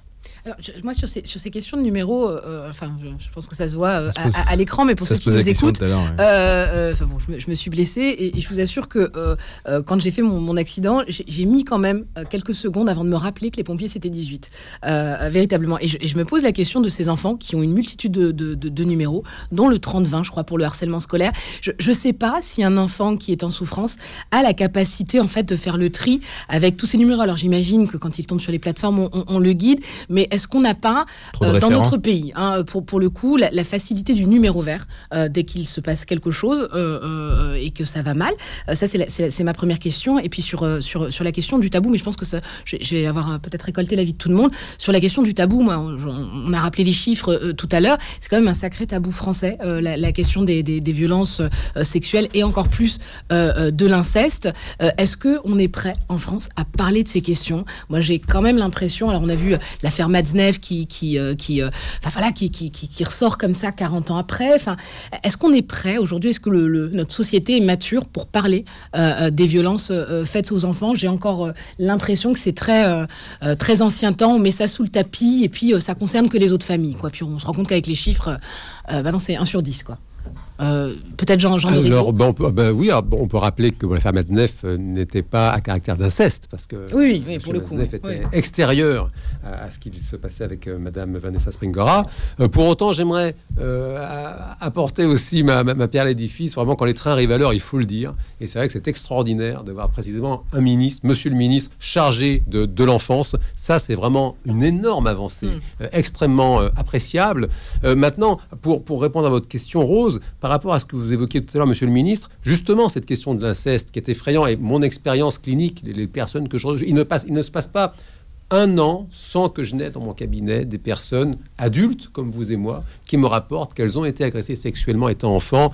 Et effectivement, c'est 8 fois sur 10, les chiffres se confirment, ils sont têtus par un membre de la famille. Et aujourd'hui, dans le code pénal français, l'inceste, le mot inceste n'apparaît pas, ça n'est pas une condition aggravante. Il y a personne ayant autorité, certes. L'inceste n'est pas pénalisé en France. Et vous, merci d'avoir rappelé que justement vous étiez aux manettes, vous avez accès à des administrations, alors pas le garde des Sceaux. Bon, je vous vois venir. C'est peut-être non, c'est une question vraiment non, mais je vais vous dire sans malice, une question très honnête, animée par une positive curiosité. Qu'est-ce que vous prévoyez précisément sur ce sujet de la pénalisation de l'inceste? Alors, il y a sur la question de l'inceste, très précisément, et puis on pourra élargir à la question du consentement, qui fait aussi beaucoup parler, et de l'âge du consentement. Monsieur le ministre, qui est une honte de parler, c'est le docteur en psycho qui s'exprime, parler de consentement à propos d'un enfant, et c'est un tribunal du Val d'Oise, d'ailleurs, qui avait expliqué qu'une fillette de 11 ans, mais il n'y avait pas viol, elle était consentante. Bon, c'est vraiment, alors là, c'est honteux, et qui va parler de consentement pour un enfant, c'est une honte. Je ferme la parenthèse. Alors là-dessus, vous savez que ça renvoie effectivement à la loi de 2018, dite loi Schiappa, et c'est le premier point qu'il faut rappeler tout de même, qui constitue un certain nombre d'avancées sur un certain nombre de points.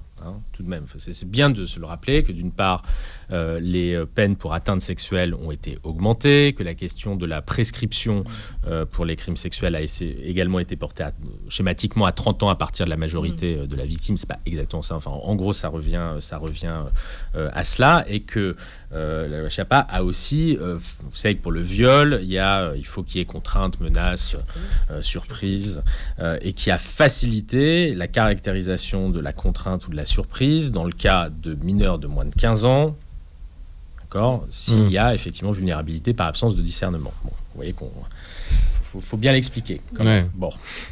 Mais ça a facilité quand même la caractérisation de ce genre de choses. Bon.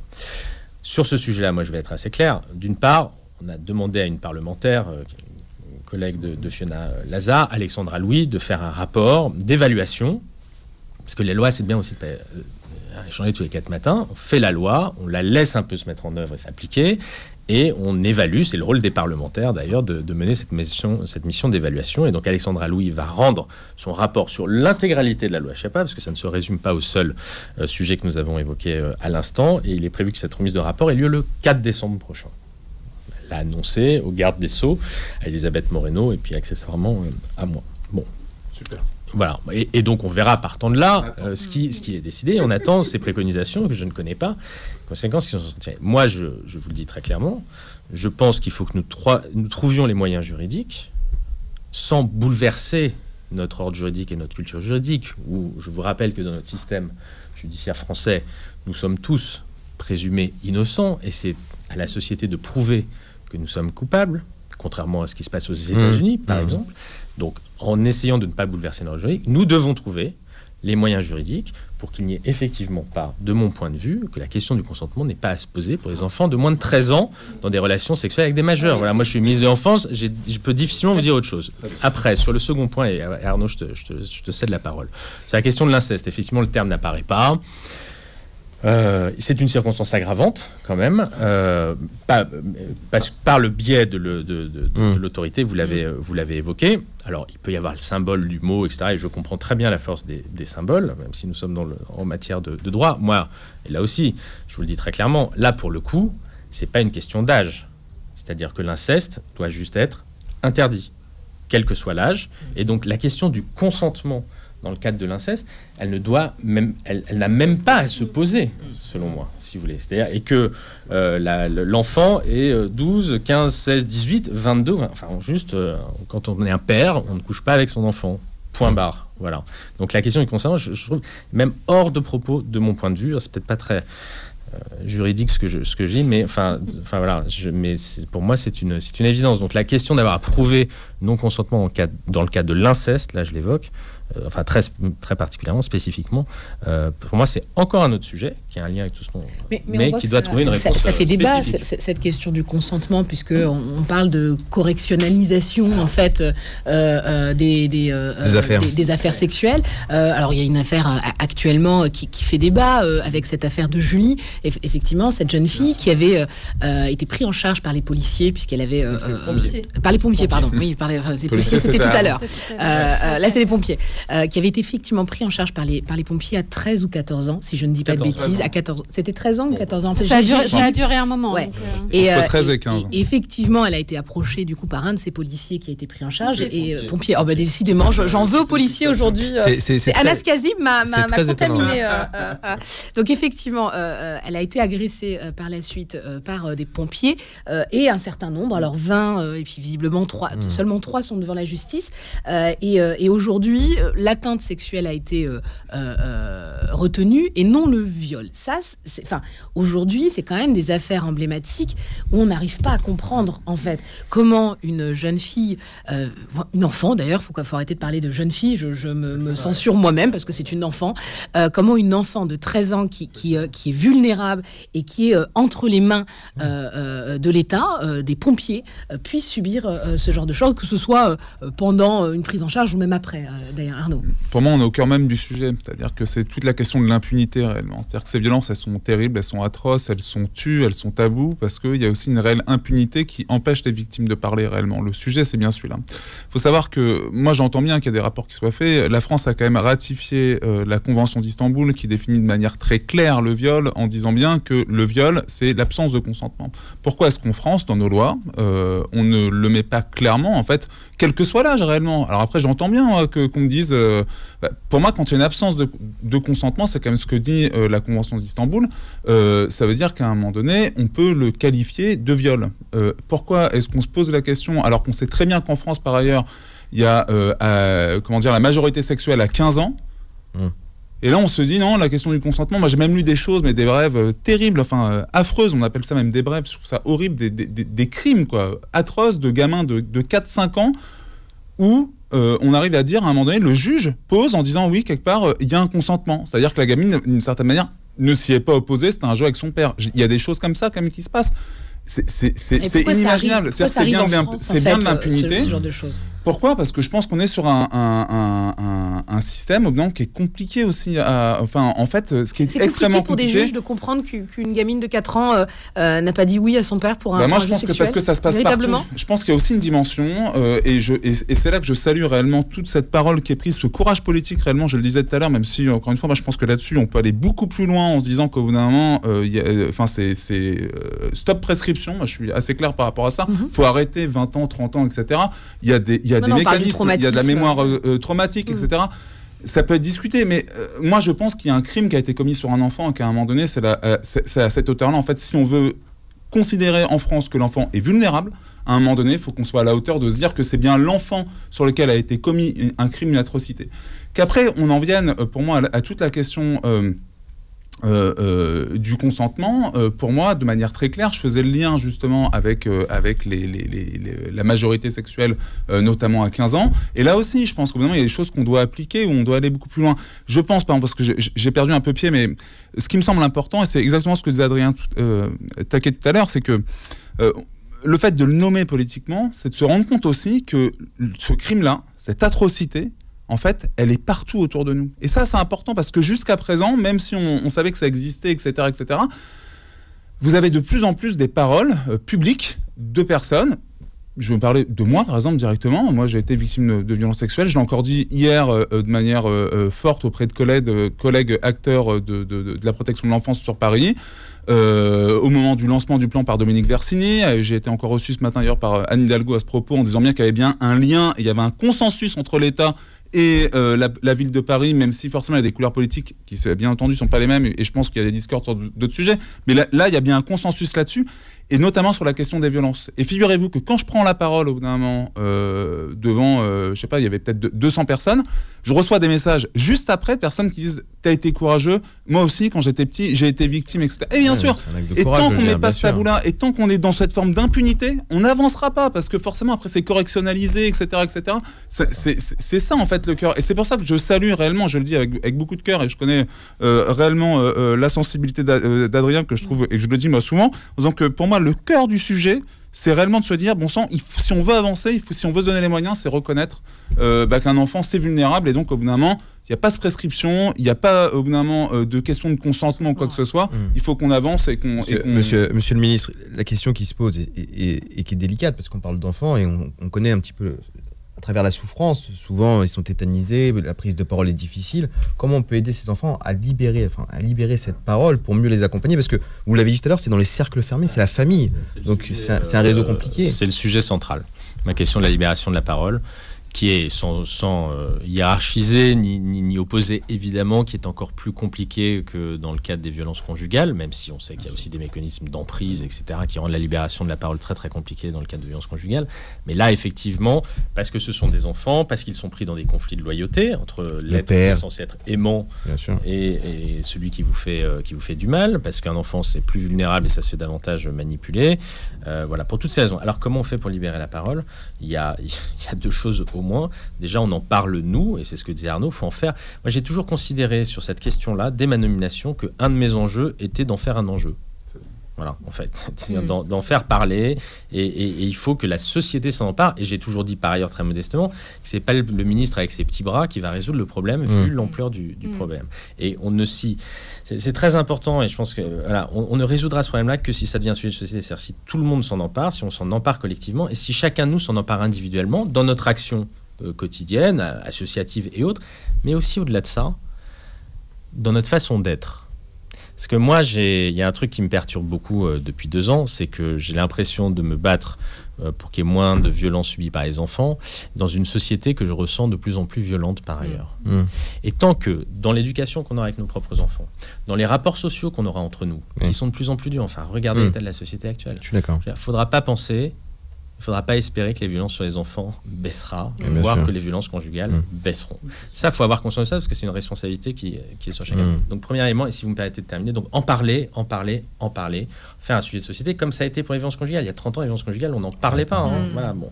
Ça contribue. Et puis après, il y a les choses, des dispositifs. Là, on rentre un peu plus dans la technique, vous l'avez évoqué tout à l'heure, les unités d'accueil médicaux judiciaire pédiatrique, les UAPED, c'est là où on recueille la parole des enfants dans les hôpitaux. Ça, on est en train d'en déployer sur tout le territoire. Ça aide à la libération de la parole. On en parle tout de suite après la pub. L'actu autrement. De retour dans l'actu autrement, nous étions en train d'aborder la question de cette société au final qui est violente et de notre responsabilité quelque part collective. Si on a un monde violent, forcément on transmet quelque part cette violence à l'égard de nos enfants.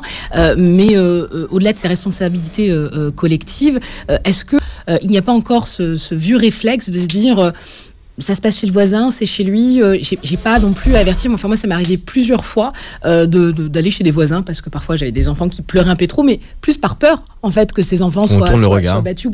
Et est-ce qu'on n'est pas encore trop en train de tourner le regard en estimant voilà, chacun fait ce qu'il veut avec ses enfants? Est-ce qu'on n'est pas encore dans une vision où mon enfant c'est ma priorité quoi?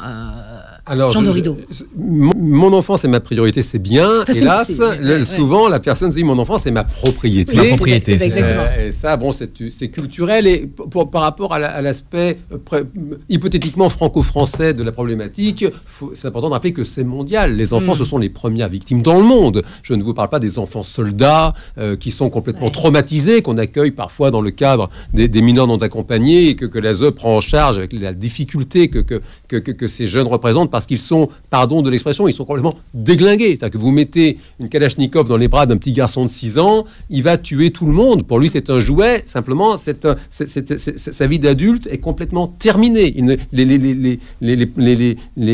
La violence cognitive que ça provoque chez lui. On peut avoir parfois sur la danse, par exemple, dans certains quartiers populaires. Enfin, aujourd'hui, on a aussi des enfants qui sont particulièrement perturbés. Comment on fait pour pouvoir les aider? Monsieur Adrien Taquet tout à l'heure, c'est que c'est évidemment une responsabilité collective. Peut-être peut-être pour enrichir l'échange sur cette fameuse libération de la parole. J'ai le sentiment, de ce que je vois autour de moi, que les travailleurs sociaux font un travail admirable. Et que quand il y a soupçon, n'est-ce pas, de violences sexuelles, ils lâchent pas l'affaire, ils font le job, et ils sortent les affaires, ils protègent les enfants, ils assurent cette mission de protection de l'enfance. Et mon expérience de clinicien, je dirais, c'est qu'il y aurait un vrai travail à faire autour de la libération de la parole des adultes.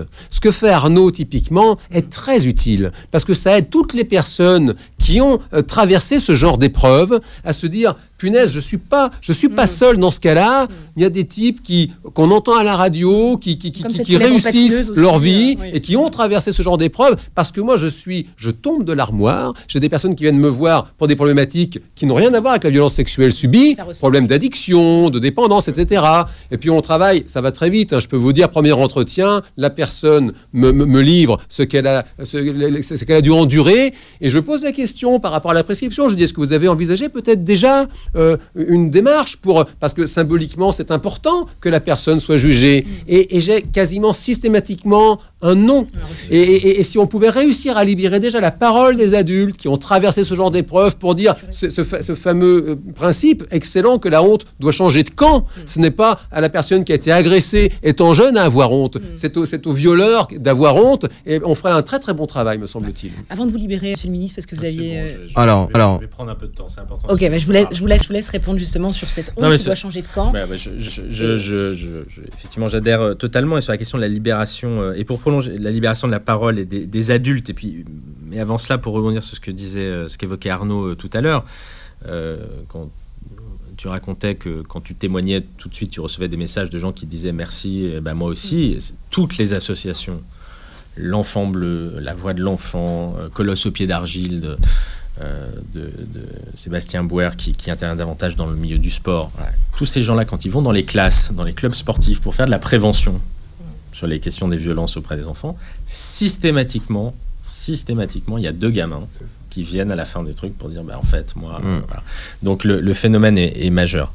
Alors justement pour contribuer en tout cas à en faire un sujet de société, pour libérer la parole, et je pense notamment la parole des adultes pour le coup, victimes et anciennement victimes quand elles étaient mineures, pour mieux comprendre le phénomène aussi. Parce que même s'il y a l'expérience des associations, même s'il y a de la recherche qui porte de plus en plus sur notamment l'inceste, qui est effectivement l'endroit, c'est le plus compliqué à connaître, à faire sortir, puisque c'est dans le cercle familial, j'ai annoncé cet été la création d'une commission indépendante sur les violences sexuelles faites aux enfants. Sur le modèle d'une part de ce qui s'est fait en Irlande, ce qui s'est fait également en Australie, ce que fait la commission Sauvé en ce moment, depuis 2-3 ans, sur les crimes sexuels dans l'Église. Bon. On va donc lancer une commission indépendante qui sera totalement décorrélée du gouvernement, dont le temps ne sera pas un temps politique, et qui, pendant 1 an, 2 ans, 3 ans, va d'une part faire des appels à témoignages, voilà, pour justement libérer la parole. Et je pense que ce sera plutôt des grands qui vont nous aller. Ça n'a pas vocation à se substituer à la justice. Non, les enfants qui appelleront, d'ailleurs, on les redirigera vers la justice si nécessaire, et puis la prise en charge psy, si nécessaire, évidemment. Mais libérer la parole, et puis comprendre, documenter, avoir une appréhension plus fine de l'ampleur du phénomène et des mécanismes à l'œuvre, parce que je pense qu'on ne connaît pas encore tout ça. Voilà, cette commission, elle va être dotée d'un budget, un calendrier. Ça ne sera pas que les violences au sein de la famille, ça sera essentiellement centré là-dessus, mais je veux qu'on aille regarder aussi, notamment dans les institutions publiques, ce qui se passe, et j'en annoncerai la présidente d'ici quelques jours, avec le calendrier, les moyens qui lui sont attribués, le périmètre de la mission. Voilà. Donc ça doit contribuer aussi. Ce que vous venez de dire, c'est penser au phénomène MeToo. Ce sont des actrices qui ont pris la parole, qui ont lancé sur les réseaux sociaux, qui a pris une ampleur considérable.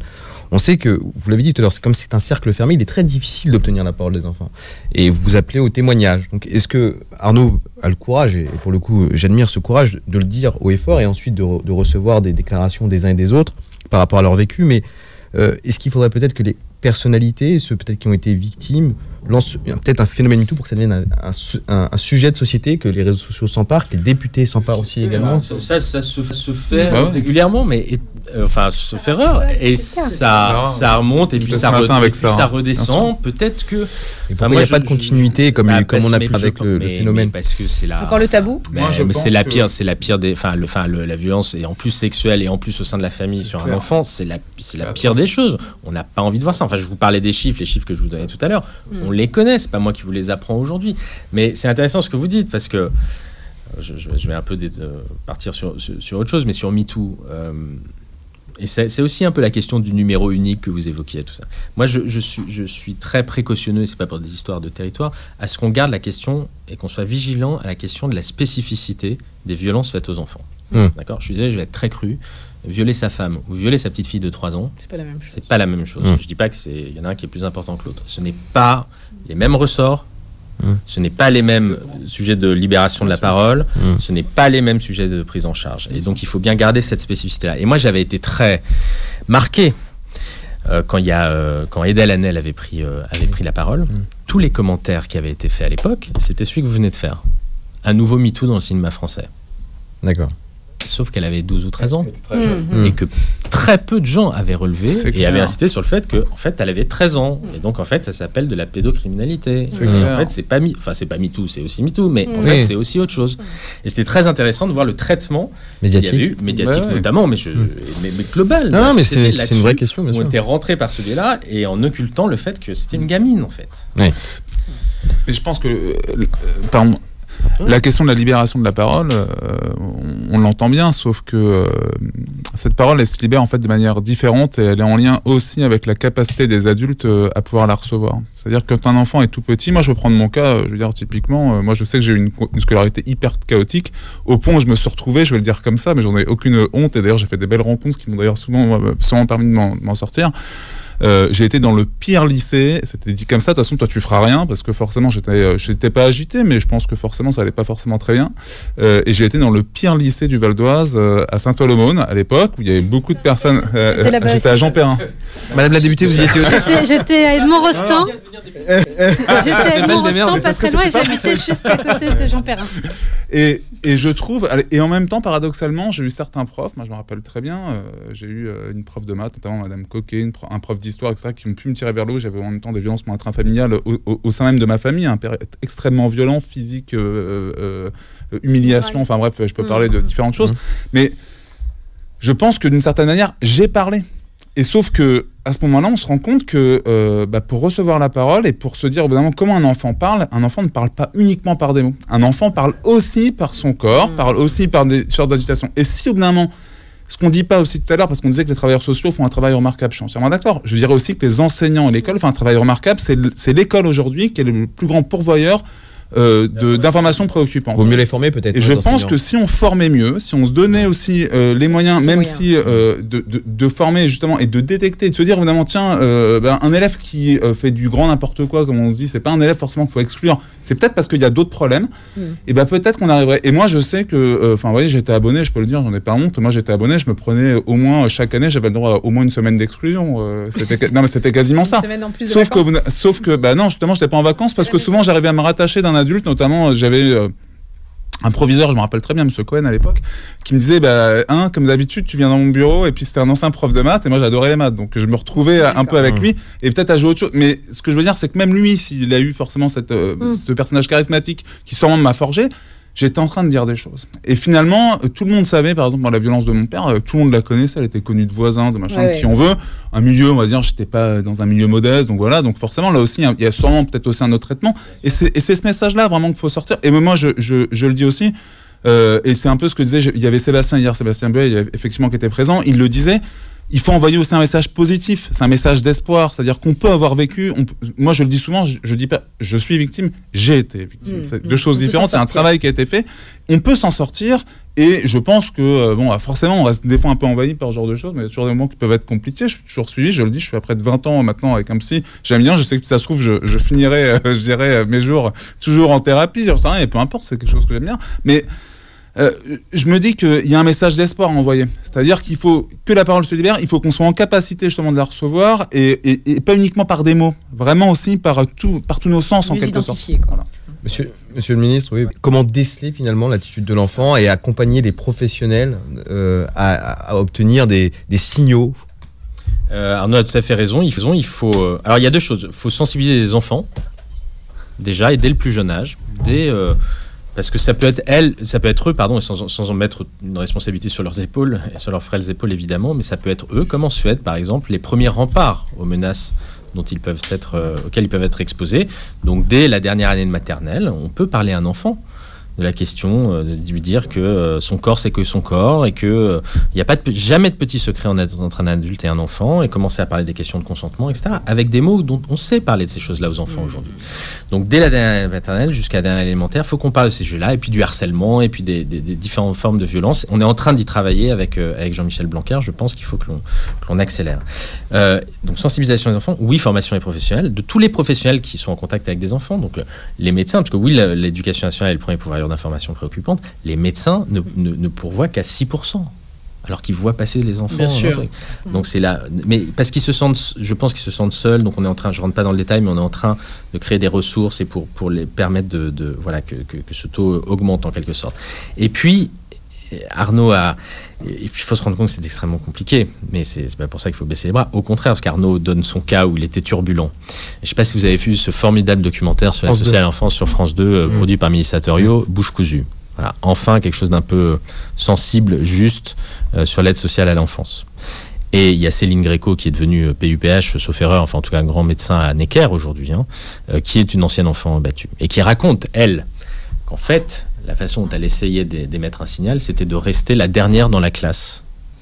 Elle était toujours la dernière à sortir de la classe, en se disant, j'espère que ma maîtresse va comprendre en fait que c'est une main tendue là. J'essaye de lui faire de lui. Ouais, alors donc quand vous êtes... et la maîtresse n'a pas compris jusqu'à qu'il y en ait une qui comprenne et qui l'apprenne, et elle a été placée et elle dit que c'est ça qui lui a sauvé la vie. Et ce que je veux dire, c'est qu'effectivement la façon dont s'expriment les enfants, les mécanismes auxquels ils ont recours sont extrêmement sensibles, subtils, et c'est difficile à déceler, mais par la formation on peut le faire. Deuxième chose, si vous me permettez, en rebond par rapport à ce qu'évoquait Arnaud, enfin en tout cas ça m'y fait penser, parce que là on a parlé des choses les plus terribles. Il y a d'autres formes de violence qui sont moins terribles, enfin en tout cas au début, qui peuvent paraître moins terribles, mais il y a quand même un continuum de violence, c'est ce qu'on appelle les violences éducatives ordinaires, voilà, qui ont été interdites par la loi et par les députés il y a de cela 2 ans maintenant, c'est une proposition de loi de Maude-Petit, et c'est ce qu'on nous a pas mal raillé, c'était vous interdisez la fessée. Et effectivement, ce qu'on nous a dit à l'époque, c'est mais attendez, qu'est-ce que l'État vient faire dans l'histoire là ? En fait, vous êtes gentil, mais j'élève et j'éduque mon enfant comme je veux. Bah, moi je dis à vos auditeurs, non, en réalité, c'est-à-dire l'éducation d'un enfant passe par 0 forme de violence, qu'elle soit physique ou psychologique. Et ça, c'est le début quand on arrivera, et quand culturellement, on arrivera tous à élever nos enfants sans aucune forme de violence. On n'a pas besoin de punir, on n'a pas besoin d'humilier pour élever un enfant. Excusez-moi, si un adulte n'arrive pas à faire montre d'autorité face à un enfant de 6 ans sans avoir à lui hurler dessus ou à le frapper, petite question qui doit se poser sur lui-même, je pense. Voilà. Donc ça, c'est quelque chose de très important. Je vais insister là-dessus parce que c'est ces coups, c'est ces fessées, etc. Et ça commence par là. Parfois, c'est là que ça commence et ça dégénère et ça se termine en drame. Donc ces violences-là, c'est interdit. Merci, monsieur. L'émission touche à sa fin. Merci à nos invités de ce soir. Fiona Lazare, députée LRM de la 5e circonscription. Arnaud Gallet, anthropologue et directeur de l'association Enfants Présents. Jean Dorido, psychologue. Anas Kazib, qui était là tout à l'heure. Vous retrouverez le podcast sur beurrefm.net et sur la chaîne YouTube L'Actu Autrement. Vous pouvez me retrouver avec Malik Etou la semaine prochaine. Même horaire, même heure, même fréquence sur L'Actu Autrement. C'est sur Beurre FM. Retrouvez L'Actu Autrement tous les vendredis de 17h à 19h et en podcast sur beurrefm.net et l'appli Beurre FM.